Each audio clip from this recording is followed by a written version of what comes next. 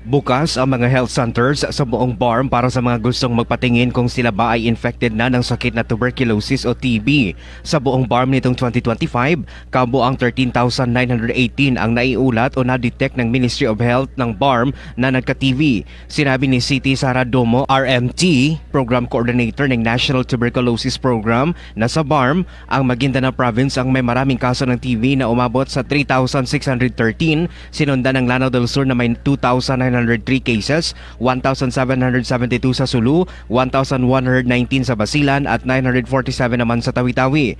Aminado si Dumo na may takot o stigma pa rin ang ilan kaya isa ito sa mga nakikitang dahilan kaya ayaw sumailalim sa screening ng mga taong infected ng TB virus.